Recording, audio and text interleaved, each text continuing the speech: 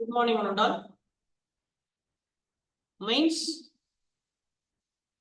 syllabus decoding.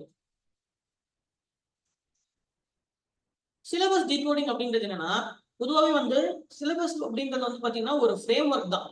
இந்த டாபிக்லாம் நம்ம நீங்க பார்த்து வச்சுக்கணும் அப்படின்றதுக்காக தான் கவர்மெண்ட்ல டிஎன்பிஎஸ்சில அந்த டாபிக்கை அவன் கொடுக்குறான்.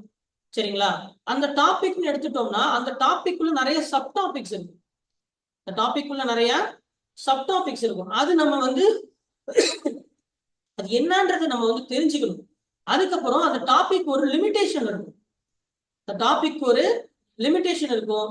சரியா? அதே மாதிரி ஒரு ஹைஃபனுக்கும் இன்னொரு ஹைஃபனுக்கும் நடுவுல சரிங்களா அவன் கொடுத்துருக்கான்னு வச்சுக்கோங்களேன், இந்த டாபிக்ல இருந்து இந்த டாபிக் வரை அப்படின்ற மாதிரியும் அதோடைய பொருள் படும். This topic to this topic அப்படின்ற மாதிரியும் அதுக்கு சென்ஸ் ஆகும். அதே மாதிரி ஒரு ஒரு குறிப்பிட்ட ஒரு வார்த்தை கொடுத்துருக்கோம்னு வச்சுக்கோங்களேன், லீடர்ஸ் அப்படின்னு ஒரு வார்த்தை கொடுத்து எக்ஸாம்பிளுக்கு ஒரு 4-5 லீடர்ஸ் கொடுத்துருக்கான் அப்படின்னா இந்த 4-5 லீடர்ஸ் நல்லா படிச்சுக்கணும். அது மட்டும் இல்லாம உதாரணத்துக்கு தமிழ்நாடுடைய சுதந்திர போராளிகள் அப்படின்னு இருக்குன்னு வச்சுக்கோங்களேன். இப்ப நம்ம தமிழ்நாடு சுதந்திர போராட்ட வீரர்கள் அப்படின்னு சொல்லிட்டு வ.உ.சி., சுப்பிரமணிய சிவா, வாஞ்சிநாதன் அப்படின்னு சொல்லிட்டு ஒரு 4 பேர் கொடுத்துருக்காங்கன்னா அந்த 4 பேரை நல்லா படிச்சு அது சிலபஸ் தான் சார் கொடுத்துருக்கான். இப்ப இதுல கொடுக்காத ஒரு என்எம்ஆர் சுப்புராமன் அப்படின்னு சொல்லி கேட்கிற மதுரை காந்தினா யாரு, சரிங்களா, பச்சை காந்தினா யாருன்னு சொல்லி கேள்வி வருதுன்னா சார் அந்த வார்த்தை சிலபஸ்ல இல்ல அப்படின்னு சொல்லுவீங்களா? அப்போ தமிழ்நாடு லீடர்ஸ் அப்படின்னா அப்போ அதோட வட்டம் யாரெல்லாம் சுதந்திர போராட்ட வீரர்களோ அவங்க எல்லாருமே தான் வருவாங்க. அதுல குறிப்பிட்ட சில நபர்களை எக்ஸாம்பிள் கொடுத்துருக்கான். அப்ப இவங்களை பத்தி நல்லா தெளிவா படிச்சுக்கணும். இவங்களை தாண்டி நம்ம படிச்சு ஏதாவது கேட்டாங்கன்னா 2-3 பாயிண்ட் எழுதுறதுக்காக கண்டென்ட் இருக்கு. அப்போ இங்க லிமிடேஷன் பாத்தீங்களா? இங்க லிமிடேஷன்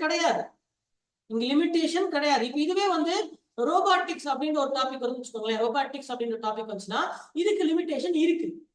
ஏன்னா இதை தாண்டி ரோபோட்டிக்ஸ் இல்லாம வேற எதுவும் சம்பந்தம் இல்லாத என்ன கேட்க மாட்டான், கேட்கறதுக்கான வாய்ப்பு இல்லை. அப்போ அதுதான் அந்த எதுக்கு லிமிடேஷன் இருக்கு எதுக்கு லிமிடேஷன் இல்லைங்கிறத நீங்க தெரிஞ்சுக்கிட்டீங்கன்னா தான் எங்க அதிகமா போகணும் எங்க கம்மியா போகணும் தெரிஞ்சுக்கணும். பல இடங்கள்ல சிலபஸ்ல ஒரு வார்த்தை இருக்கும். ஆனா அந்த ஒரு வார்த்தைக்கு நீங்க படிக்க வேண்டிய பக்கங்கள்னா 100 இருக்கலாம். சில இடங்கள்ல சிலபஸ்ல ஒரு வார்த்தை தான் இருக்கும். அது படிக்க வேண்டிய பக்கங்கள் ஒரு பக்கம் தான் இருக்கும். சரிங்களா? அது டிஸ்ப்ரோபோர்ஷனேட். சிலபஸ் எப்பயுமே பாத்தீங்கன்னா டிஸ்ப்ரோபோர்ஷனேட் தான். அது நிறைய பேருக்கு நமக்கு தெரியுது அது எவ்வளவு விஷயம் அதுல கருத்துக்கள் பின்னாடி இருக்கு அப்படின்ட்டு.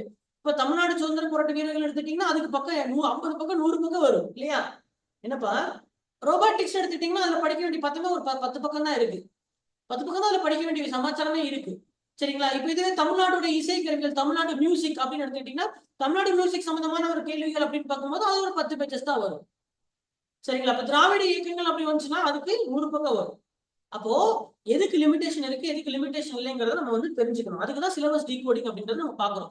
அப்போதான் அதோடைய ஏரியா என்ன, நம்ம எதுக்குள்ள போறோம் அதான் சொல்லுவாங்க இல்லையா, ஆழம் தெரியாமல் காலம் விடாதுன்னு சொல்லுவாங்க இல்லையா. இப்ப நம்ம ஒரு பாடத்துடைய ஆழம் என்ன அப்படின்னு தெரிஞ்சுக்கிறதுக்கு தான் இந்த சிலபஸ் டீகோடிங்கிறது. முதல்ல பாத்தீங்கன்னா இப்ப இந்த சிலபஸ் டீகோடிங்கிறது ஒரு வாட்ச் தான். நம்ம எல்லாத்தையும் ஒரே வீடியோல பார்த்து முடிச்சிட முடியாது. நம்ம முடிஞ்ச அளவுக்கு இப்ப ஈஸியா நீங்க எல்லாமே பார்த்தா ஸ்டாட்டிக் டாபிக்ஸ்க்கான சிலபஸ் டீகோடிங் நம்ம முதல்ல பார்த்துட்டோம்னா அது உங்களுக்கு நீங்க ஏன்னா உங்களுக்கு ஆல்ரெடி நான் சொல்லியிருக்கேன் ஒவ்வொரு வேர்டுக்குமே ஒவ்வொரு டாபிக்குமே குறைஞ்சது ஒரு 4 லைன்ஸாவது நீங்க மேக் பண்ணணும். 4 ஸ்டேட்மெண்ட்ஸ் அப்படி 4 லைன்ஸ் அப்படின்றது நீங்க பார்த்துட்டு சொல்லியிருக்கேன். அதுவும் நீங்க உங்களுக்கு எது பண்ண சொல்லியிருக்கேன், ஸ்டாட்டிக்கு தான் பண்ண சொல்லியிருக்கேன் இல்லையா? ஸ்டாட்டிக் டாபிக்ஸ்ங்கிறது உங்களுக்கு நான் உங்களுக்கு முன்னாடி சொன்னது போல என்னது, ஹிஸ்டரி, பாலிட்டி, தமிழ் சொசைட்டி, இது 3 தான் ஸ்டாட்டிக்ல வருது. சரிங்களா? சோ இதை பத்தி நம்ம சொல்லும் போது உங்களுக்கு கொஞ்சம் ஈஸியாவும் இருக்கும். ஆல்ரெடி இது பார்த்துருப்பீங்க, இருந்தாலும் நான் உங்களுக்கு அதை பத்தி சொல்றேன். ஸோ அப்ப இந்த static subject it self carries history 40, society 30, சரிங்களா, பாலிட்டி ஒரு 60. அப்போ ஆக 130 மதிப்பெண்கள் அப்படின்றது ஸ்டாட்டிக் டாபிக் தான். இப்போ இதுல பாருங்களேன், இப்போ இதுல பாத்தீங்க அப்படின்னா முதல் வார்த்தை என்ன, அட்வான்ட் ஆஃப் யூரோப்பியன்ஸ், அதாவது ஐரோப்பியர்கள் வருகை. நான் இதுல உங்களுக்கு ஒவ்வொரு இது ஆல்ரெடி நான் பாயிண்ட் வைஸா மாத்தி கொடுத்துருக்கேன். உங்களுக்கு ஒரிஜினல் சிலபஸ்ல அப்படியே பேராகிராஃபா இருக்கும். நான் உங்களுக்கு பாயிண்டா மாத்தி கொடுத்துருக்கேன். ஸோ அதனால இதை பார்த்துக்க சொல்லி நான் முன்னாடி சொல்லியிருக்கேன். சரி, நீங்க இதை பிரேக் டவுன் பண்ணி எழுதிருக்கீங்க. முதல் வார்த்தை என்ன, மாடர்ன் ஹிஸ்டரியில ஐரோப்பியர்களின் வருகை.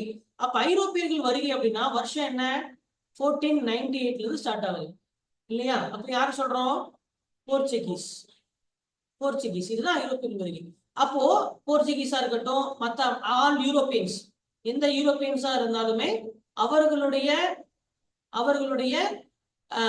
வருஷம் என்ன, வருகை தந்த வருஷம். இப்ப இங்க ஆங்கிலேயர்கள்லாம் 1600 இல்லையா, இந்தியாவுக்கு 1300 1011 மசூலிப்பட்டினத்தை ஆரம்பிச்சிருப்பாங்க, 1015 பெர்மிஷன் வாங்கியிருப்பாங்க. இதெல்லாம் படிச்சிருப்பீங்க.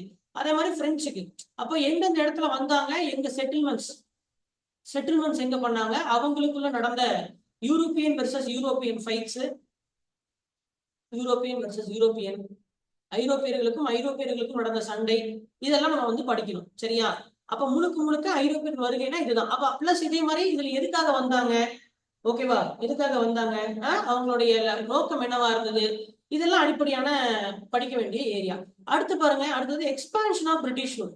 இவ்வளவு பேர் வந்திருந்தாலும் சரிங்களா, இவ்வளவு பேர் வந்திருந்தாலும் இதுல யார் நம்ம வெற்றி அடைந்தது யார் தான், ஆங்கிலேயர்கள் தான், இங்கிலீஷ். அப்ப இங்கிலீஷ் வந்து எப்படி எக்ஸ்பேண்ட் ஆனா, எக்ஸ்பான்ஷன் அப்படின்னா என்ன, விரிவடைந்தது எப்படி, முதல்ல அவனுக்கு என்னென்ன எதிரிகள் இருந்தாங்க, முதல்ல சக ஐரோப்பியர்கள், ஏன்னா அவன் போர்ச்சுகீஸை தோக்கடிக்கணும், டேனிஷை தோக்கடிக்கணும், டச்சை தோக்கடிக்கணும், பிரெஞ்சை தோக்கடிக்கணும் இல்லையா, இவங்க எல்லாத்தையுமே அவன் தோக்கடிக்கணும். அப்படி தோக்கடிச்சாதான் அவனால இந்தியால வந்து கால் ஊட முடியும்.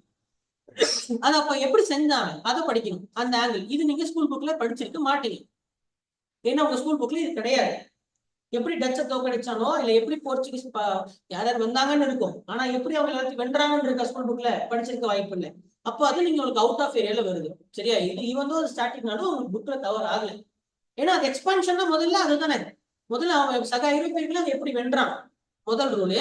அடுத்தது என்ன, எப்படி எக்ஸ்பாண்ட் ஆகும்னா இன்னொன்று இருக்கு, இந்தியாவில் இருக்கக்கூடிய லோக்கல் ரூலர்ஸ் இருக்காங்களே, இந்தியன் ரூலர்ஸ், அவங்களை எப்படி வெற்றி கொண்டாங்க, ஏன்னா அவங்க வெற்றி கொண்டால்தான் இது வந்து சாத்தியமே ஆகும். அப்போ இங்க என்ன வருது, இங்க வந்து அவர்கள் வெற்றி கொண்டார்கள் அப்படின்னா அது 1757 இருந்து 1857 வரைக்கும் இருக்கக்கூடிய வரலாறு. பாருங்க, ஒரே வார்த்தை தான், எக்ஸ்பான்ஷன் ஆஃப் பிரிட்டிஷ் ஒரு வார்த்தை கொடுத்திருக்கான், ஆனா அதுல என்ன வருது, ஆக மொத்தம் ஒரு 100 வருஷம் வரலாறு வருது. ஏன்னா இந்த 100 வருஷத்துலதான் சரிங்களா என்னென்ன செஞ்சிருப்பாங்க, இந்த 100 வருஷத்துல மைசூர் போரு, கர்நாடக போருங்கிறது வந்து இதுல வராது. கர்நாடக போருங்கிறது ஒரு ஹைபிரிட் வார். ஏன்னு கேட்டீங்கன்னா பிரெஞ்சை எப்படி தோக்கடிச்சாங்கிறதும் அதுல இருக்கு. சரியா? அது வந்து ஐரோப்பியர்களுக்கும் ஆங்கிலேயர்களுக்கும் இந்தியர்களுக்கும் நடந்த ஒரு மும்முனை போர் அது. புரியுதா? கர்நாடக போருங்கிறது ஒரு மும்முனை போர். அதனால நீங்க எதுல சேர்க்க கூடாது, இதுல சேர்க்காதீங்க அதை. சரி, எங்க வச்சுக்கணும், கர்நாடிக் வாருங்கிறத ஃபர்ஸ்ட் ஹாஃப்ல வச்சுக்கணும். ஐரோப்பியர்கள் வருகை அப்படின்ற ஐரோப்பியர்கள் வருகை சொல்லக்கூடாது, அதாவது சக ஐரோப்பியர்களை எப்படி வீழ்த்தினானுங்கிறதுல இருக்குது. சரிங்களா? அது முடிஞ்சிருச்சு. எக்ஸ்பான்ஷன் ஆஃப் பிரிட்டிஷ் தான் நம்ம பார்க்கிறோம். பிரிட்டிஷ் எப்படி வென்றான் என்றால் இப்பதான் சொன்னேன், ஐரோப்பியர்களை எப்படி தோக்கடிச்சான், அதுல பிரெஞ்சை எப்படி தோக்கடிச்சான் அப்படின்றதுதான் கர்நாடக போர். கர்நாடக போருங்கிறது என்னது, ஆங்கிலேயர்களுக்கும் பிரெஞ்சுக்கும் நடந்த போர். அதுல பிரெஞ்சு தோத்து போய் அதுல கடைசியா பாண்டிச்சேரி உடன்படிக்கை அப்படின்ற அந்த உடன்படிக்கையில என்ன சொல்லியிருப்பாங்க அப்படின்னா, பிரான்ஸ் இனிமேல் இந்தியாவுல ஆட்சி செய்யறதுக்கு தகுதி இல்ல, வெறும் பாண்டிச்சேரியில மட்டும் ஆட்சி செஞ்சு கொள்ளலாம் அப்படின்னு சொல்லி அதுல அந்த உடன்படிக்கையில் இருந்ததுனாலதான் பிரெஞ்சுனால இந்தியாவில கால் ஊன முடியல. புரியுதா? அப்ப அது எதுல வரும், அது கர்நாடக போருங்கிறது ஐரோப்பியர்களுக்கு எதிரான போர்ல தான் வரும். புரியுதா? அந்த போர்ல என்ன இருந்தாலும் அந்த போர்ல நம்ம தமிழ்நாட்டுல நடந்ததுனாலையும் தமிழக அரசர்கள் வந்து அதுல பங்கு கொண்டாங்க. அதனாலதான் ஒரு மும்முனை போர்னு சொல்ல வரேன். அதனால மைசூர் போர், மராட்டிய போர், சீக் போர், கூர்கா போர், எல்லா போரும் வரும். இந்திய மன்னர்கள் எப்படி வீழ்ந்தாங்க அப்படின்றதுல இதுல எல்லாமே வரும். ஓகேவா? சரி, அப்போ ஒரு இதுக்குள்ளே 1498 இருந்து 1857 வரைக்கும் வந்துட்டோம். புரியுதா? ஆனா இந்த டாபிக்ல நம்ம பெரும் புரட்சியோ அதெல்லாம் தேவையில்லை. இதே காலகட்டத்துல சதியை ஒழிச்சாரு ராஜாராம் மோகன் ராய், பெண்களுக்கு வந்து மறுதிருமணம் செய்தாரு, அதுவும் நடந்திருக்கு. ஆனா அது இங்க படிப்போமா, அது தேவை கிடையாது. இங்க முழுக்க ஆங்கிலேயர்கள் அப்படின்ற அந்த ஒரு ஹப்ப போட்டுக்கிட்டீங்கன்னா அதை சுத்தி எல்லா ஸ்போக்கும் அமைஞ்சிடும். புரியுதா? சரி, அடுத்தது என்ன, early uprising against British rule. சரிப்பா, வந்தாங்க, சரிங்களா, வந்தாங்க, வென்றார்கள், சரிங்களா. இப்போ என்ன பண்ணணும், அதை எதிர்த்தார்கள், வென்றார்கள், பிறகு அவர்களை எதிர்த்தார்கள். யாரெல்லாம் எதிர்த்தாங்க, இயர்லி அப்ரைசிங் எடுத்துட்டீங்கன்னா அப்போ ஆரம்பத்திலிருந்தே, அதாவது அவருடைய ஆட்சி அப்படின்றது 1707 அவுரங்கசீப் வீழ்ந்தாரு. 1757 இருந்தே அவர்கள் வந்து இந்திய மன்னர்களை எதிர்த்தாரு, இந்திய மன்னர்களை வீழ்த்தினார்கள் இல்லையா. So Indians were defeated. இந்தியர்கள் வீழ்த்தப்பட்டார்கள். அப்போ வீழ்ந்த அரசர்கள் எல்லாருமே என்ன பண்ணுவாங்க, புரட்சி செய்வாங்க. பிறகு இவர்கள் ஆட்சியால் பாதிக்கப்பட்டவர்கள், ஒன் ஹூ ரிசன்ட், யாருடைய ஆட்சியை வெறுப்பவர்கள், பாதிக்கப்பட்டவர்கள் இந்தியர்கள் தான். யாரெல்லாம் இவருடைய ஆட்சியில் எதிர்த்தவர்களோ, வீழ்த்தப்பட்டவர்கள், வருத்தப்படுவர் அவர்கள் அனைவரும் தங்களின் எதிர்குரலை சொன்னதுதான் இது. அப்ப இந்த எதிர்குரல்ங்கிறது அது எப்படி வரும்? சிப்பாய்களும் கதவெடுப்பாங்க, நாடிழந்த அரசர்களும், டிஸ்போஸ்ட் நவாப்ஸ், அதாவது நாடிழந்த நவாபுகளும், சரியா, விவசாயிகளும், ட்ரைபல் பழங்குடியினர்கள், சரியா, மக்கள், பொதுமக்கள், இப்படி பலதரப்பட்ட நபர்கள் வந்து என்ன பண்ணிருப்பாங்க, எதிர்குறலை வந்து கொடுத்திருப்பாங்க. அதை முழுமையா அப்ப அதாவது ஏர்லிய புரட்சின்னா முன்னும் இல்லை, புரட்சின்னு அர்த்தம், வேற ஒண்ணும் இல்லை. தொடக்க கால புரட்சி, தொடக்க கால, ஆமா, ரிவோல்ட்னு சொல்ற வார்த்தை கூட தப்புதான். அப்ரைசிங், எழுச்சி, தொடக்க கால எழுச்சின்னு தான் சொல்லணும். அது புரட்சியா மாறல, சரியா, புரட்சியா பின்னாடிதான் மாறிச்சு. அப்ப இதுல பாத்தீங்கன்னா எனக்கு தென்னிந்திய குறிப்பா என்ன கொடுத்திருக்காங்க, தமிழ்நாட்டுடைய தான் நம்ம பார்க்க சொல்லியிருக்காங்க. ஏன்னா அவன் பிரிட்டிஷ்கார தமிழ்நாடு மண்டியா பிடிச்சா, அவன் எல்லா ஊரையும் தான் பிடிச்சான். அப்ப மற்ற ஊர்களில் நடந்த புரட்சிகளை விட தமிழ்நாட்டில் நடந்த எதிர்குறல்கள் தான் நமக்கு முக்கியம். சரி, அப்புறம் நம்ம இப்ப என்னாச்சு, அப்ப 1857 வரைக்கும் பார்த்தாச்சா? சரி, இப்போ 1857 தான் இது எல்லாம் வந்து தொடக்க கால புரட்சி எங்க முடிஞ்சது? சிப்பாய் கழகத்தில் முடிந்தது. அந்த சிப்பாய் கழகத்தில் முடிந்தது வெள்ளையனுடைய வீழ்ச்சிக்கு காரணமாச்சு. அது குறிப்பா கம்பெனியின் ஆட்சியுடைய வீழ்ச்சிக்கு காரணமாச்சு. கம்பெனி ரூல் வந்து நீக்கப்பட்டது. அப்ப அதுக்கப்புறம் மகுட ஆட்சி தொடங்கப்பட்டது. இது எல்லாமே ஆல்ரெடி பார்த்ததுதான், சரியா? இதுதான் சிலபஸ்ல வருதுன்னு சொல்ல வரேன், டிகோடிங் தி சிலபஸ். அந்த மகுட ஆட்சின்னு வரும்போது, மகுட ஆட்சிங்கிறத படிக்கணும் படிக்கக்கூடாதா? எப்படி அவங்க ஆட்சி செய்தாங்கன்னு எப்படி படிக்கணும்? கண்டிப்பா படிக்கணும். 1857 இருந்து 1947 வரைக்கும் அவர்கள் செய்த ஆட்சியை எப்படி படிக்கணும்? 1858, 1861, 1891, சரி 92, 1909, 1919, 1935, 1940. இது படிச்சீங்கன்னா அவர்கள் எப்படி ஆட்சி செய்தாங்கிறது படிச்சிடலாம். என்ன சொல்லிட்டு இருக்கு இதெல்லாம்? என்னது? ஆமா, ஆட்சி எப்படி பண்ணாங்க? சட்டம் போட்டு தான் ஆட்சி பண்ண முடியும். என்னப்பா, சட்டம் போட்டு தான் ஆட்சி பண்ண முடியும். ஆமா, அப்ப இதெல்லாம் படிச்சீங்கன்னா நம்ம வந்து அவர்களுடைய ஆட்சியை நம்ம புரிஞ்சுக்க முடியும். சரி, இதுல வரக்கூடிய சரத்துகள் எல்லாமே முக்கியம். அப்புறம் இந்த ஆட்சியை, மகுட ஆட்சியை எதிர்த்ததை தான் நம்ம என்னன்னு சொல்லி அழைக்கின்றோம்? We call it as national movement or freedom struggle, whatever you can call it. அப்ப இதுவும் 1857 இருந்து 1947 வரைக்கும் நடந்த கதை தான், சரியா? இதுவும் 1857 இருந்து 1947 வரைக்கும் நடந்த கதை தான். நம்ம இது டெக்னிக் எப்பயுமே வந்து சுதந்திர போராட்டத்தை எப்படி பார்ப்பாங்கன்னா, பெரும்பாலான வரலாற்றாசிரியர்கள் காந்தி அடிப்படை வச்சுதான் பார்ப்பாங்க. அதனால நம்ம எப்படி படிக்கணும்? இத காந்திக்கு முன், காந்தியின் யுகம், காந்தியின் காலம், காந்தியின் காலம், அப்படி படிச்சுட்டீங்கன்னா ஈஸியா முடிச்சிடலாம். இது ப்ரிலிம்ஸ்ல படிச்சிட்டு அதே டேட்டா தான். என்னன்னா நீங்க உங்களுக்கு அது ஃபேக்டா எழுத தெரியும், அதுல எந்த விஷயம் மாற போறது இல்லை. அதனால இதுல இருக்கக்கூடிய ஃபேக்ட் எல்லாம் நான் நடத்த போறதே கிடையாது. ஏன்னா அதெல்லாம் படிச்சிருப்பீங்க, அதெல்லாம் வாய்ப்பே இல்லை. நீங்கள தான் படிக்கணும். நான் ஹோம்ஒர்க் மட்டும் தான் கொடுப்பேன், நீங்க தான் எழுதிட்டு வரணும், சரியா? சரி, இதுல என்ன கொடுத்துருக்கான் பாருங்க, அவனே கொடுத்துட்டான். இதெல்லாம் மாடரேட்ஸ்னா யாரு? மிதவாதிகள், தீவிரவாதிகள், பயங்கரவாதிகள், இதெல்லாம் ப்ரீ காந்தி. அப்புறம் ஒரே வார்த்தை கொடுத்துட்டான், காந்தியின் காலம், அவனே கொடுத்துட்டான். புரியுது? அப்ப என்ன, இவனும் எப்படி பிரிச்சிருக்கான்? இவனும் காந்தி வச்சுதான் பிரிச்சிருக்காங்கிறது இதுல புரியுது. புரியுதா? சரி, அதுக்கப்புறம் என்ன? சரி, நீ இந்தியாவை பேசிட்டப்பா, தமிழ்நாட்டுக்கு வா. தமிழ்நாட்டுடைய தொடக்க கால சுதந்திர போராட்டம். அப்ப இங்க நல்லா கவனிக்கணும், இங்க என்ன பண்ணிருக்கான்னு பாருங்க. இங்க பூலிதேவர், வீரபாண்டி கட்டபொம்மன், குயிலி வேலுநாச்சியார் இவர்கள் எல்லாமே பாத்தீங்கன்னா தொடக்க கால எழுச்சிகள்ல தான் வருவாங்க. புரியுதுங்களா? இவர்களெல்லாம் வச்சுள்ள சுதந்திர போராட்ட வீரர்கள் கிடையாது. காரணம், அவங்க இந்திய சுதந்திரத்துக்காக அவங்க போராடல, அவரவர்களுடைய தன்னலத்துக்காக தான் பண்ணாங்க. இருந்தாலும் நம்மளுடைய பெருமைக்காக வேண்டி இங்க என்ன பண்ணிட்டான்னா, அவன் சுதந்திர போராட்டத்துல வந்து ஆட் பண்ணியிருக்கான். ஹவுஸ் எவர் நீங்க அந்த மைண்ட் செட்டை மறந்துருங்க நீங்க, சரியா? அதனால நீங்க இனிமேல் என்னதான் சொல்லணும், அவர்கள் தொடக்க கால சுதந்திர வீரர்கள் தான் சொல்லணும். எப்பயுமே மெயின்ஸ்ல லேர்ன் பண்ணீங்கன்னா அண்டர்ன் பண்ணி மறுபடியும் ரீலேர்ன் பண்ணணுங்கிறத கத்துக்குங்க. Mains is the game of learn, unlearn and relearn. Technically பாத்தீங்கன்னா இவங்க யாரும் சுதந்திர போராட்ட வீரர்கள் கிடையாது. புரியுதா? 57க்கு அப்புறம் வந்தவங்க தான் சுதந்திர போராட்ட வீரர்கள். ஏன்னா இந்தியாவே இல்ல அப்போ, அப்புறம் எப்படி இந்திய சுதந்திர போராட்டம்னு சொல்ல முடியும்? புரியுதா? அவரானதான் அவன் என்ன சொல்லியிருக்கான்னா, இயர்லி ஸ்டேஜ் அவன் பிரிக்கிறான். எப்படி வகைப்படுத்துறான்? புரியுதுங்களா? என்ன சொல்றான்? தொடக்க கால இவங்க எல்லாமே ஆக்சுவலி இந்து தான் வரணும். பிரிட்டிஷ் ரூலை எதிர்த்தவர்கள் அப்படின்னு தான் பார்க்கணும் நீங்க. சரி, ஆனா என்ன பண்றாங்க, ஒவ்வொரு மாநிலத்தை சார்ந்தவங்களும் அவர்களுடைய பெருமையை சொல்வதற்காக அந்தந்த ஊர்ல தொடக்கக்கால எழுச்சி செய்தவர்கள் எல்லாத்தையுமே சுதந்திர போராட்ட வீரர்களை தான் பாக்குறாங்க. ஒடிசால இருக்கிறவன் என்ன பண்றான், பைக்கா புரட்சி என்ன பண்றான், இந்தியாவுடைய முதல் சுதந்திர போராட்டம்னு சொல்றான் இல்லையா. 1857 சிப்பாய் கழகத்தை என்ன சொல்றாங்க, இந்தியாவின் முதல் சுதந்திர போராட்டம்னு பார்க்கப்படுகிறது. ஆனா இது எதுவுமே சுதந்திர போராட்டமே கிடையாது. ஏன்னா அவங்க யாருமே சுதந்திரத்துக்காக வந்து போராடல. சரியா, உண்மை அதுதான். ஓகேவா. சரி, இருந்தாலும் அதை நீங்க மறந்துடுங்க. நான் உங்களுக்கு பிலிம்ஸ் அப்பதான் சொல்லி கொடுத்துருப்பேன். இனிமேல் நீங்க என்ன பண்ணணும், இவங்களை technically you should consider as the early freedom movement அப்படின்னு வச்சு நீங்க கடந்து அதாவது ஆரம்ப கால, அதாவது தொடக்க கால சுதந்திர போராட்டம் அப்படிங்கிற மாதிரி பாத்தீங்க. அப்ப இது ஆட்டோமேட்டிக்கா நீங்க இது எங்க படிச்சிருப்பீங்க, இது தனி கிடையாது, டாபிக் கிடையாது, இங்கவே படிச்சிருப்பீங்க. அதை இங்க எக்ஸ்ட்ராவா எடுத்து கொடுத்துருக்கான். புரியுதா. தமிழ்நாடுன்னு ஒரு வார்த்தையை கொடுத்து, இங்க பாருங்க, தமிழ்நாடுன்னு ஒரு வார்த்தையை கொடுத்து, சரியா, 57க்கு முன் 57க்கு பின், அவ்வளவுதான். 57க்கு முன்னா இயர்லி ஸ்டேஜ், 57க்கு பின்னா தமிழ்நாட்டுடைய சுதந்திர போராட்டம், அவ்வளவுதான், வேற ஒண்ணும் இல்லை. அப்ப இது ரெண்டு டாபிக்குமே என்னதான், முன்னாடி பார்த்த டாபிக்கு தமிழ்நாட பாக்குறது. புரியல, புரியுது. தமிழ்நாட்டுடைய தொடக்க கால சுதந்திர போராட்டம்ங்கிறது இயர்லி அப்ரைசிங் அகைன்ஸ்ட் பிரிட்டிஷ் ரூல்ல பார்த்திருக்கீங்க. சரியா, இந்திய தேசிய இயக்கத்தை தமிழ்நாடுல என்ன நடந்துச்சுன்னு பார்த்தா அது தமிழ்நாட்டுடைய.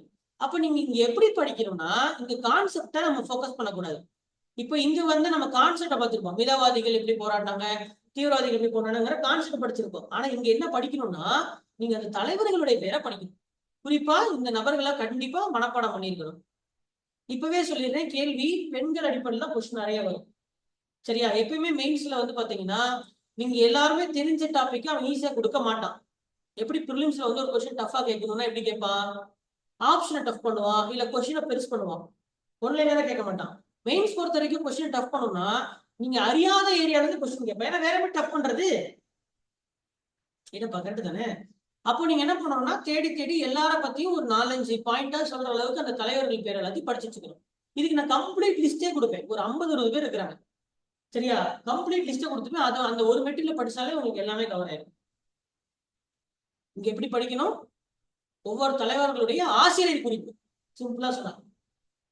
ஆவுசி என்ன பண்ணாரு, எப்ப எங்க பிறந்தாரு, என்ன அப்படி TSS ராஜ் என்ன பண்ணாரு. அப்ப இங்க சுதந்திர போராட்டம்ன்ற கான்செப்ட்லாம் ஒண்ணுமே இல்லை. என்னது, தமிழ்நாட்டுடைய வீரர்களுடைய வாழ்க்கை வரலாறு படிக்கிறீங்க, வாழ்க்கை வரலாறு. விளங்குதா. அடுத்து பாருங்க, இது ரொம்ப ஒரு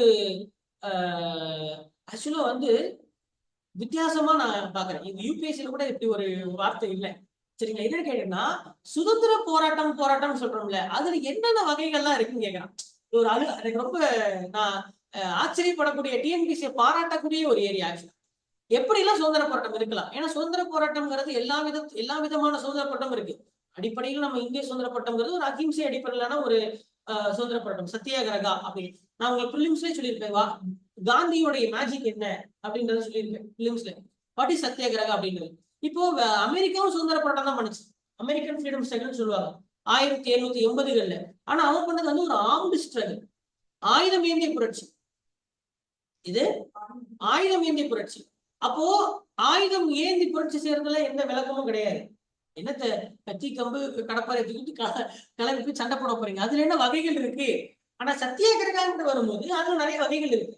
இதுல நீங்க பாய்காட்னு ஒரு வார்த்தை படிச்சிருப்பீங்க, பிக்கெட்டிங், மறியல் பண்ணாரு, ஞாபகம் இருக்கா, மறியல் பண்ணாரு, கள்ளுக்கடை மறியல், அதுவும் என்னது, அதுவும் ஒரு விதமான சத்தியாகிரக தான். சரியா, சுதேசி என்றால் என்ன, சுயராஜ்யம் என்றால் என்ன பாருங்க. அதாவது இது எல்லாமே பாத்தீங்கன்னா it's forms of struggle, freedom struggle. நம்ம ஒருத்தர் இந்திய உலகத்துக்கே நம்ம தான் உதாரணமே. ஆக்சுவலா உலகத்துல சுதந்திர போராட்டம் அப்படின்னு அடிப்படையில நம்மளே சுதந்திர போராட்டம் நம்ம சொன்னோம்னாலே, நம்ம அடிப்படையில ஒருத்தர் நம்ம ஒருத்தனுடைய அடிமைத்தனத்துல நம்ம விலகணும்னா நம்ம உடனே கையில ஆயுதத்தை தான் எடுப்போம். ஆனா நம்ம ஆயுதத்தை எடுக்காம நம்ம என்ன பண்றோம், வேற ஒரு மீன்ஸ் ஆஃப் ஸ்ட்ரகிள் யூஸ் பண்றோம்னா அது என்னென்ன, பத்திரிகைகள் எப்படி பயன்படுத்தப்பட்டது, நியூஸ் பேப்பர்ஸ். சரிங்களா, அப்ப நியூஸ் பேப்பர்ஸ் வந்து நியூஸ் பேப்பர் தானே கருத்துக்களை பரவ வைத்தது. ரேடியோ, நேதாஜி செய்த ஒவ்வொரு விஷயமும் அவர் ரேடியோல பரப்புனார். அவர் சிங்கப்பூர்ல இருந்துட்டு இந்தா வந்தாச்சு, இங்க கைப்பற்றாச்சு, இம்பாலத்துக்கு வந்தாச்சு, இது டெல்லி சலோ அப்படின்ற டைலாக்ல எப்படி தெரிஞ்சது, அவர் அவங்க போன் பண்ணி சொன்னாரா, இல்ல ட்விட்டர்ல பதிவு பண்ணாரா, எப்படி தெரிஞ்சது, ரேடியோ மூலியமா தான் பண்ணுச்சு. டெல்லி செல்லன்னு சொன்னது யாரு? டெல்லிக்கு நான் செல்லலாம்னு சொன்னது யாரு? சுபாஷ் சந்திர போஸ் தானே சொன்னாரு. அப்போ அந்த வார்த்தைகள்ல ரேடியோ மிகப்பெரிய ஒரு பங்கு கொடுத்துருக்கு. சரிங்களா? இலக்கியங்கள், நாடகங்கள், நம்ம படிச்சதுல நாடகங்கள், நீல் தர்ப்பன் ஞாபகம் இருக்கா? நீல் தர்ப்பன், ஆனந்த மடம்னு ஒரு நாவல் வந்துச்சா? அதுல எதை பத்தி வந்து சொன்னாங்க? சன்னியாசி புரட்சிகள் நமக்கு எப்படி தெரிய வந்தது? சன்னியாசி புரட்சி, ஃபகீர் புரட்சி எல்லாம் ஆனந்த மடம் நாவலுக்கு தெரிய வந்தது. இண்டிகோ, அவுரிப்பூ பத்தின அந்த போராட்டங்கள் எப்படி தெரிஞ்சது? நீல் தர்ப்பன் அப்படின்ற நாடகத்தின் மூலியமா தான் தெரிய வந்தது. சரியா? வந்தே மாதரம் அப்படின்ற பாடலும், கத்தியின்றி ரத்தமின்றிங்கிற பாடலும் தான் முக்கியமான கூக்குரல்களாக இருந்தன. என்னப்பா? அமர் சோனார் பங்களா, அமர் சோனார் பங்களாவா, வந்தே மாதரம்ங்கிறதெல்லாம் சுதேசி இயக்கத்துல வங்காளத்தின் கூக்குரலாக இருந்தன. அப்ப பாடல்கள், பிளேஸ் அண்ட் டிராமாஸ் இதெல்லாம் எவ்வளவு பெரிய மக்களை திரட்டுவதற்கான எவ்வளவு பெரிய ஒரு ரோல் பிளே பண்ணிருக்கு. அதை அவன் தனியா எடுத்து கேட்டிருக்கான் பாரு. நான் கேட்பேன்றான். அப்போ நீங்க இது இந்த ஆங்கிள் படிச்சிருக்கவே மாட்டீங்க, 2 நிமிஷம் படிச்சிருக்க மாட்டீங்க. அங்கங்க தனித்தனியா என்ன சொல்றது, ஆமா, கோசா பழத்துல இருக்கிற விதைகளை போல படிச்சிருப்பீங்க. நம்ம இங்க கோக்கணும், இங்க தனியா கோக்கணும். அதை நீங்க கோத்து நீங்க வந்து அதை கேட்கிறான். இப்போ வந்து என்னென்ன இப்ப எப்படி கேள்வி வரும்னா, சுதந்திர போராட்டத்தில் நாடகங்கள் எவ்வாறு பங்கு பெற்றனன்னு கேட்டா இப்ப என்ன எழுதுவீங்க? வார்த்தை வராதுல்ல, தனக்காம் நீங்கல்ல. சுதந்திர போராட்டத்தில் காந்தி என்ன போராடினாரு கேட்டா நீங்க எழுதிடுவீங்கப்பா. ஒத்துழையாமை, எம்சிஎம், சிடிஎம், பியூஎம் எழுதிடுவீங்க. சரியா? இங்க வந்து அவருடைய பத்திரிகைகள் எவ்வாறு பங்கு கொண்டன, தமிழ்நாடு சுதந்திர போராட்டத்தில் எவ்வாறு பத்திரிகைகள் வந்து பெரும் பங்காற்றின குறிப்பு வருகின்றன, முடிஞ்சு சொல்லி முடியும். அப்ப நீங்க வந்து இங்க டேஞ்சரான ஒரு லைன், பார்க்க ஒரு லைன் தான், இவங்க கிட்ட ரொம்ப உஷாரா இருக்கணும். சரியா? நாடகங்களும் பாடல்களும் கேட்டிருக்கிறான், புரியுதா? திரைப்படங்கள்லாம் கேட்டிருக்கிறான், சாக்ரிஃபைசஸ் கேட்டிருக்கான் பாருங்க, தியாகங்கள் கேட்டிருக்கிறான். This is a very very very very intuitive. சரியா? உள்ள வந்து நம்ம ஆழமாக கவனிக்க வேண்டிய, ரொம்ப உஷாரா இருக்க வேண்டிய ஏரியா. சரியா? பார்த்துக்குங்க. இனிமேல் பார்க்கும்போது இந்த பைனாக்குலர் போட்டுக்குங்க. ஏதாவது படிக்கிறீங்கன்னா டக்குன்னு வந்து அந்த வார்த்தை தென்படுது அங்க வருதுன்னா டக்குன்னு அவனை தூக்கி இந்த டப்பால போட்டு வச்சிருக்கணும். சரியா? சரி, அடுத்தது பாருங்க, கான்ட்ரிபியூஷன் ஆஃப் விமன். ஆஃப்கோர்ஸ் இதுவும் ரொம்ப, இவனும் வந்து நேக்கான ஒரு ஆள் தான். நீங்க நம்ம எல்லாமே ஆண்களே படிச்சுட்டு இருப்போம். நீங்க வந்து பெண்களை தனியா எடுத்து படிக்கணும் அப்படின்னு சொல்லி கொடுத்துட்டா இதுவும் ஒரு ஆசிரியர் குறிப்பு போலதான். சரிங்களா? ஒவ்வொரு நபர்களை பற்றி அவருடைய பங்களிப்புகளை நம்ம படிக்கணும். சரியா? இங்க வந்து பாத்தீங்கன்னா பெண் தலைவர்கள் பேர் தான் கொடுத்திருக்கான். நீங்க சிக்க வேண்டியது என்னன்னா அதர்ஸ், லுக்கட்டியர் அதர்ஸ் கொடுத்திருக்கான். அண்ட் அதர்ஸ் அப்படின்னு என்ன அர்த்தம்? சாம்பிளுக்கு 4 பேர் கொடுத்திருக்கேன். சரியா? ஆமா, தமிழ்நாடு பேர் மட்டும் இருக்கு. ஏன் இந்தியா, தமிழ்நாட்டிலே 4 பெண்கள் சுதந்திர போராட்டம் பண்ணிருக்காங்கன்னா அப்ப இந்தியாவில சுதந்திர போராட்டம் பண்ண பெண்களே இல்லையா? வேணும் இல்லையா? ஆமா, அதனால அப்ப அவர்களையும் நம்ம என்ன பண்ணணும், பார்க்க வேண்டியது இருக்கு. சோ அப்ப இவனும் உஷாரா இருக்க வேண்டிய ஏரியா. முதல்லாம் கொஞ்சம் ஈஸியா இருக்கு, கடைசி வர வர வர என்ன ஆகுது பாருங்க, பக்குங்குதா? ஆமா. அடுத்தது பாருங்க, இதுவும் வந்து ஒரு புதுசான ஒரு ஏரியா, இம்பாக்ட் ஆஃப் பிரிட்டிஷ். சரிப்பா, நீ வந்து நம்ம வந்து அவனை வில்லனாவே பார்த்தோம். சரியா? இவ்வளவு நேரம் நீ வில்லனா பார்த்த. சரியா? இப்ப அவன் வந்ததுனால என்ன மாற்றம் ஏற்பட்டுச்சு? சரியா? வாட் ஆர் த ரிஃபார்ம்ஸ் கேட்டிருக்கான், இம்பாக்ட், தாக்கம். சரியா? கல்வி எப்படி வந்தது? இது உங்க ஸ்கூல் புக்லயே கொடுத்துருக்கான். சரியா? ஸ்கூல் புக்ல கொஞ்சம் கம்மியா இருக்கும். நான் தனியா 16 பக்கம் மெட்டீரியல் இருக்கு. டெவலப்மெண்ட் ஆஃப் எஜுகேஷன்ங்கிறதுக்கே 16 பக்கம் மெட்டீரியல் வச்சிருக்கேன். சரியா? லோக்கல் செல்ஃப் கவர்னன்ஸ், உன்னாட்சி எப்படி வந்தது? ரிப்பன் கொண்டு வந்தாரு. போலீஸ் எப்படி இருந்தது? போலீஸின் தந்தையே யார் தான்? சரியா? டிரான்ஸ்போர்ட் அண்ட் கம்யூனிகேஷன், ட்ரெயின் தண்டவாளம் போட்டான், டெலிகிராஃப் லைன் போட்டான். இன்னைக்கு ஊருக்கு ஊரு வந்து ரோடே இல்லாத ஊர்லயுமே ஒரு என்ன இருக்கு, போஸ்ட் ஆபீஸ் இருக்கு. அது எப்படி வந்துச்சு? அது யார் கொண்டு வந்தா? டல்ஹௌசி கொண்டு வந்தா. சரியா? அப்போ இதெல்லாம் எப்படி வந்துச்சு? அப்புறம் நல்லது மட்டும் கொடுக்கல, கெட்டதும் கொடுத்துருக்கான் பாருங்க. உள்ள இண்டிஜினஸ் இண்டஸ்ட்ரீஸ், அதாவது இண்டிஜினஸ் என்ன, இந்தியாவில் இருந்த கைவினை தொழில் அது எப்படி காணாம போச்சு? ஏன்னா வெள்ளக்காரன் மிஷின்ல தயாரிச்சான். அவன் மிஷின்ல தயாரிச்சு இங்க கொண்டாந்து அவனுக்கு பொருளை வித்தா. அதுக்கு எதிர்த்து நம்ம கொடுத்த குரல் தான் சுதேசி. காதியை வச்சு காந்தி இப்படி ஒண்ணு சுத்துவார் இல்லையா, காதியுடைய அணிகள் அப்படின்றது எது, என்னது, மிஷின்ல உருவாக்குன சட்டையை போடாதரா, சரி அது விலை கம்மியா இருக்கலாம், கையில நெஞ்ச சட்டையை போடு அப்படின்றது அதோட இது. அப்போ இண்டிஜினஸ் இண்டஸ்ட்ரீஸ் வந்து எனக்கு 100-150 வருஷத்துல எல்லாருமே என்ன ஆயிட்டாங்க, ஏழையாக்கிட்டாங்க. தொழிற்சாலைகளை அழித்தான். சரியா? எல்லாமே நலிவடைந்துருச்சு. அப்போ அவன் இங்க வார்த்தை பிளஸ் நம்ம சொல்லவே இல்லையே, தாக்கம் தான் சொல்லியிருக்கலாம். அப்ப நீ பிளஸும் படிக்கணும், ஆமா மைனஸும் படிக்கணும். அடுத்தது என்ன, மேற்கத்திய கலாச்சாரம். என்ன ட்ரெஸ் போட்டிருக்கீங்க இப்போ, என்ன பேசுறீங்க, என்ன படிக்கிறீங்க நீங்களா? இது எல்லாத்துக்கும் காரணம் வெள்ளக்காரன் தான். You are learning in English, right? English is not an official language of India. Out of 22 languages enshrined in the Schedule 8, it is not there. No one has a mother tongue as English except Anglo-Indians. That's a topic. Seringla. Somehow, English is the only connecting factors in the 28 Indian states. So, what was the reason? Because we were ruled and dominated by the Western culture. Not only India, all the world. உலகமே ஆங்கிலேயர்களாக அடக்கி மேற்கத்திய கலாச்சாரம் பரப்பப்பட்டன. சரி, மேற்கத்திய கலாச்சாரம் அப்படின்றது அனைவரும் சமம்ங்கிறது ஒரு மேற்கத்திய கலாச்சாரம். புரியுதா? நீங்க நம்ம அனைவரும் சமம்னு பேசுறோம் இல்லையா? என்னப்பா அது எப்படி வந்தது? பிரான்சுக்காரன் கொண்டாந்தான். லிபர்ட்டி, ஈக்குவாலிட்டி, அனைவரும் சமம். சரியா? அனைவரும் சுதந்திரத்துக்குரியவர்கள், எல்லாருமே சகோதரர்கள்ங்கிற கோட்பாட முதல்ல சொன்னது பிரெஞ்சுக்காரன். புரியுதா? பிரெஞ்சுக்காரன். அப்ப அதுல மேற்கத்திய கலாச்சாரம். நம்ம இங்கிலீஷ் மேற்கத்தியம் தான் சொல்லியிருக்கேன். இங்கிலீஷ் நான் சொன்னாவே அப்ப பிரெஞ்சும் படிக்கணும், நம்ம அது டோட்டலா படிக்கணும். சொல்ற விலங்குதா? சோ அப்ப இது எல்லாமே நம்ம வந்து பார்க்கணும். ஜுடிஷியரி, நீதிமன்றம் கொண்டு வந்தது யாரு தான்? சார் எலிசா, இப்ப இந்தியாவுடைய முதல் நீதிபதி. சுப்ரீம் கோர்ட் வந்து கல்கட்டால திறக்கப்பட்டது இல்லையா? 1783. சரியா? சோ அப்ப இதெல்லாமே வந்து நம்ம வந்து என்ன பண்ணிருப்போம், 74 1773 சட்டம் இருக்கும், 74 நீதிமன்றம் வந்து 83 இல்ல 74 1774 செலஜம். ஓகேவா? சரி, அடுத்தது பாருங்க. அடுத்தது origin and growth of social justice ideology, social reform movements, political parties and achievements. சரியா? இது வந்து ஒரு அரசியல் அப்படின்ற அடிப்படையிலும் சமூக நீதி அப்படின்ற அடிப்படையிலும் கொடுத்துருக்கோம். சரியா? இது கம்ப்ளீட்லி இது சுதந்திர போராட்டம்ங்கிற ஆங்கிள்லயே வரல. சரியா? நம்ம வந்து சமூக நீதி அப்படின்ற டாபிக், திராவிட இயக்கம் யூனிட் 9ல படிச்சீங்களே அந்த டாபிக். அப்ப இவங்களுக்கு வந்து இது புரிஞ்சிருக்கும். இப்ப நம்ம எப்படி பிரிக்கலாம், நம்ம இதை ஃபர்ஸ்ட் ஆங்கிலேயர்கள்னு பிரிக்கலாம், இங்கிலீஷ் அப்படின்னு பார்க்கலாம், இங்கிலீஷோடைய ரூல், இங்கிலீஷோடைய ஆக்ட், சரியா, இங்கிலீஷோடைய இம்பாக்ட், ஓகேவா, இங்கிலீஷ்க்கு ஆங்கிலேயர்களுக்கு எதிரான அப்ரைசிங்,